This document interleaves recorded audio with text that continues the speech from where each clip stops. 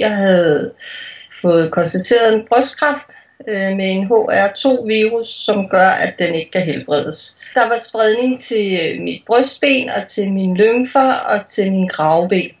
Altså man beskrev det som, at det var en yderst kritisk situation, og at man ikke kunne helbrede den, og at den altid ville være kronisk. Og det man ligesom kunne gøre, det var, at man kunne starte med en livsforlængende behandling. Men der var ikke nogen idé om, hvor lang tid.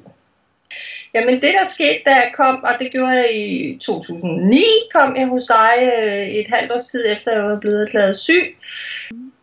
Det var en meget, meget, meget stærk oplevelse for mig. Så arbejdede vi videre resten af dagen med metode. Jeg skulle arbejde videre med derhjemme, når jeg kunne mærke, at jeg blev stresset, eller jeg kunne mærke, at årsagen til problemet begyndte at dukke op igen. Og du gav mig, eller jeg fik en masse redskaber, jeg skulle bruge, og blive bevidst om at bruge dem. Altså i starten synes jeg selvfølgelig, det var svært, fordi det kom tæt på.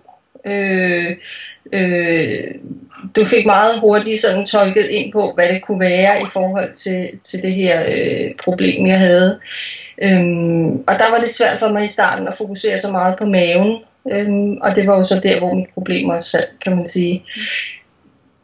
Så da jeg ligesom havde fået ro og fået hjælp til det, så synes jeg ikke, at det var svært. Og hvad skete der så bagefter?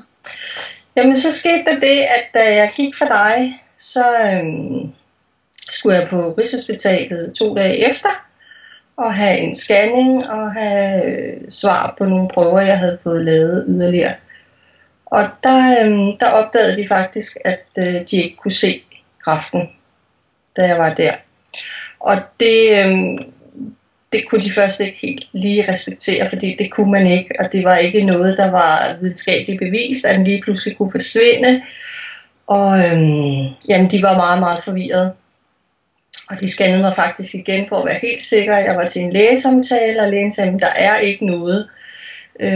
Vi kan ikke se noget kræft, men vi kan simpelthen ikke forstå det, fordi det er ikke set før. Kun i 2 eller 3 tilfælde har man set, at den form for kræft, jeg har, er forsvundet på den måde. Så de kunne ikke sætte mig i en kasse eller i en videnskabelig dokumentation om, at det er gået væk, fordi sådan og sådan. Så det er de stadig meget overrasket over. Og hvor længe er det siden, at du var hos mig nu? Det er 3,5 år siden. Ja. 3,5 år, og jeg har været kræftfri siden faktisk de 2 dage efter, jeg var hos dig. Så det er dejligt. Ja, det må man sige.